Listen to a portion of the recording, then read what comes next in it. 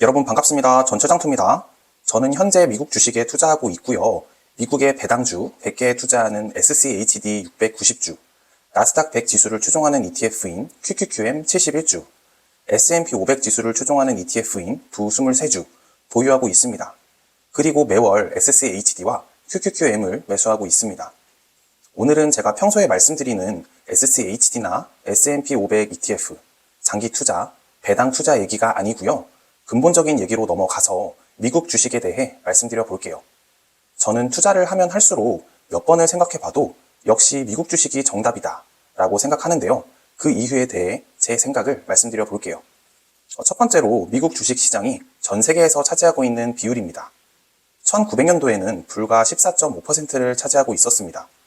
그리고 2018년 기준 데이터로 미국 시장은 전 세계에서 44.3%를 차지하고 있었다는 내용을 공유드린 적이 있는데요. 2023년 기준 60.5%의 비중을 차지하고 있습니다. 한국은 1.4% 정도 비중이 되네요. 미국 기업들이 얼마나 대단한 규모인지 예시를 한번 들어볼게요. 로우스라는 기업을 아시나요? 미국 주식을 접한 지 얼마 되지 않은 분들이시라면 생소한 기업일 수 있습니다. 미국의 홈 인테리어와 관련된 물품을 파는 회사인데요. 우리에게 익숙한 홈디포와 비슷한 회사라고 보시면 됩니다. 미국 역시 한국과 마찬가지로 1인 가구가 늘어나는 추세이고요. 집 내부 인테리어뿐만 아니라 주택 생활을 많이 하는 미국인 만큼 주택 관리에 사용되는 제품까지 다양하게 판매하고 있습니다. 놀랍게도 이 기업의 시가총액은 한 화로 약 189조 원 정도 되는 기업인데요. 이 규모는 52조의 시가총액을 가진 현대차, 26조의 시가총액을 가진 네이버, 16조의 시가총액을 가진 카카오, 대한민국에서 대기업이라고 불리우는 이 세 개의 기업을 다 합쳐도 로우스 시가총액의 절반 수준입니다.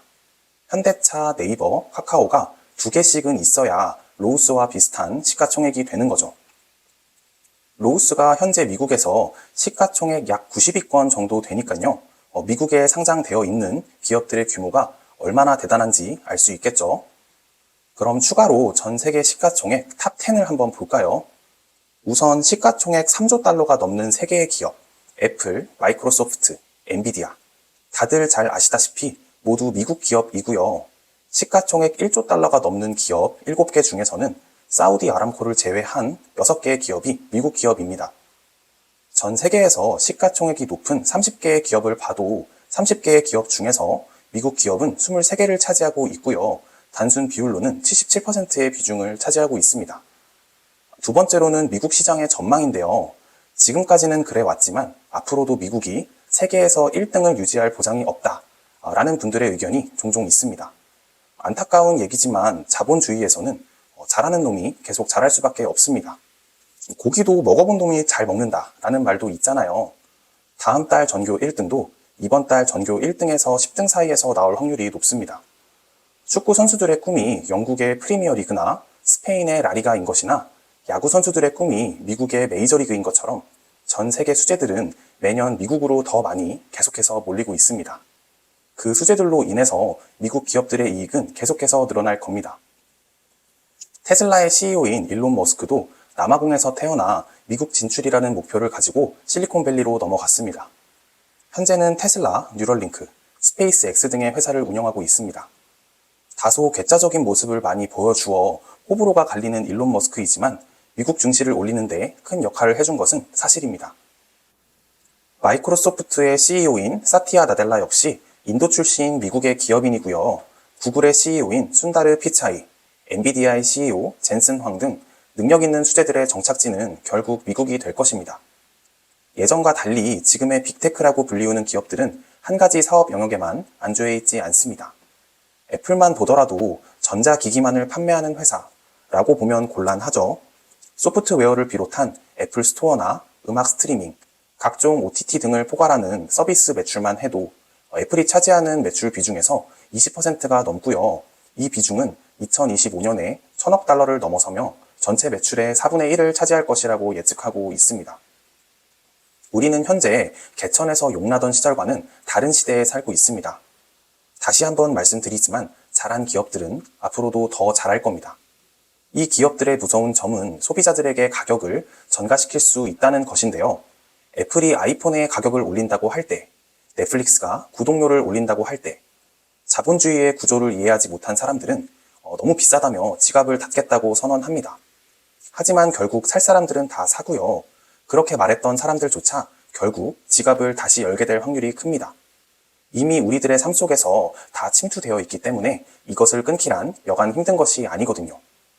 비용의 증가율보다 재화나 서비스의 가격을 더 올려서 소비자에게 전가시켰기 때문에 기업의 이익은 계속해서 더 좋아지겠죠. 세 번째로는 미국인들의 401k 제도입니다. 이 제도는 워낙 유명해서 들어보신 분들이 많을 텐데요. 우리나라 퇴직연금 DC형과 비슷한 제도라고 보시면 됩니다. 레이건 정부 때 처음 도입됐고요. 2009년 오바마 정부 때 자동 가입으로 제도를 바꾸면서 가입이 급증했습니다. 미국 직장인들의 대부분은 퇴직연금 401k를 운용하고 있다라고 보시면 되는데요. 그렇다면 이 401k에서 어떤 상품을 사서 운용할까요? 미국인들 사이에서 가장 인기가 많은 S&P 500 지수를 추종하는 ETF 혹은 미국 전체 시장 지수를 추종하는 뱅가드의 VTI 같은 ETF들을 많이 담는다고 하네요.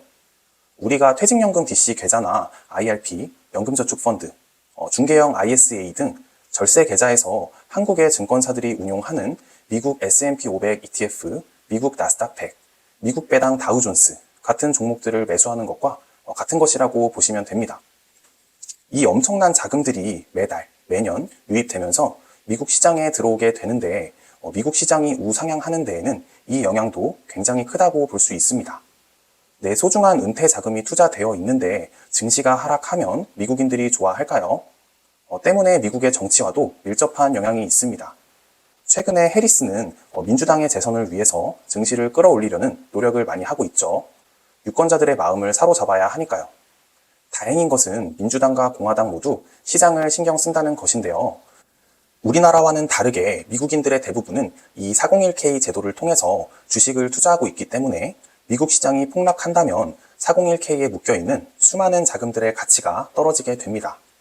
어느 쪽이 됐던 이 주식시장이라는 것이 미국에서 큰 관심사이기 때문에 신경을 안 쓸 수가 없죠. 마지막 네 번째로는 주주 환원율입니다. 미국 주식시장은 높은 주주 환원율로 유명하죠. 주주 환원율이라는 것은 간단하게 말해서 기업이 이익이 생겼을 때 이것을 얼마나 주주들에게 나누어 주냐라는 것을 의미합니다. 주주 환원율 90%가 넘는 미국과 다르게 한국은 29%, 심지어 공산주의 국가인 중국보다 낮은 수치입니다. 제가 국내 주식에 투자하지 않는 가장 큰 이유이죠. 기업이 주주들에게 이익을 나누는 방법은 여러 가지 있습니다. 첫 번째로 기업이 자사주를 매입해서 그대로 소각하는 방법인데요. 쉽게 말해서 기업 가치가 100만 원 하는 회사에 100개의 주식이 발행되어 있다고 보면요. 그럼 한 주당 만 원인 거죠. 근데 절반인 50주를 매입해서 매도하는 것이 아니라 그대로 없애버리는 거죠. 이것을 소각한다 라고 하는데요. 자, 그러면 기업의 가치는 그대로 100만 원인데 발행되어 있는 주식의 수는 절반이 사라진 50개가 되었으니 이때 한 주당 가격은 2만 원이 되겠죠. 기존 주주들의 주식 가치는 2배가 늘어나게 됩니다. 실제로 애플을 비롯한 미국의 수많은 기업들은 이 방법으로 주주 환원을 많이 하고 있습니다. 그리고 두 번째로는 배당금 지급, 인상이 있습니다. 이 영업이익을 가지고 일정 비율 배당금으로 주주들에게 돌려줄 수 있는 거고요. 배당금을 꾸준히 지급하던 기업이라면 한 주당 1달러 지급하던 배당금에서 한 주당 1.1달러를 지급하는 등 배당금 인상이 이루어질 수 있습니다. 실제로 미국에는 배당 귀족, 배당 킹이라고 불리우는 여러 기업들이 있고요. 이 기업들은 수십 년째 꾸준히 배당금을 지급, 인상하고 있습니다. 마지막으로 자회사의 더 큰 발전을 위해서 R&D 등 새로운 사업 영역에 영업이익을 바로 투자하는 회사도 많습니다. 회사에서 나온 이익을 바로 회사로 재투자하니 배당금은 지급하지 않는 기업들이 많고요. 우리가 대중적으로 많이 아는 미국의 테크 기업들은 배당금을 지급하지 않고 첫 번째 방법과 같이 자사주를 매입해서 소각하거나 혹은 지금의 방법처럼 미래에 더 많은 매출과 이익을 목표로 회사에 그대로 재투자합니다. 배당금을 지급하지 않던 회사가 배당금을 지급한다는 것은 기업의 성장 동력이 다 떨어졌다 라고 말씀해 주시는 분들도 있는데요. 여기서 중요한 포인트는 어떤 주주 환원 방식이 더 좋다라는 것이 아니라 미국 기업들은 어떤 방식으로든 주주들에게 이익을 나누어 주려고 한다는 것이죠. 우선 오늘은 간략하게 4가지 정도의 이유를 말씀드리면서 미국 주식에 대한 저의 생각을 말씀드려 봤고요. 간혹 부동산과 비교하면서 말씀을 주시는 분들이 있습니다. 짧게 제 생각을 말씀드리면 장기적 상승률을 보면 강남 부동산이나 미국 S&P 500이나 비슷하고요. 거주지 한 채는 꼭 있어야 한다 라는 의견에는 동의하지만 저는 그 지역이 꼭 서울일 필요는 없다고 생각하는 사람입니다. 결정적으로 강남 부동산은 분할 매수가 안 됩니다. 분할 매수가 가능했으면 저도 타이거 강남 부동산 30 투자했습니다. 부동산과 주식에 대해 궁금하신 분들이 많으시다면 다음번에 관련된 영상을 업로드 해보겠습니다. 그럼 오늘도 영상 시청해주신 여러분 감사드리고요. 구독과 좋아요 부탁드립니다. 감사합니다. 전 최장투였습니다.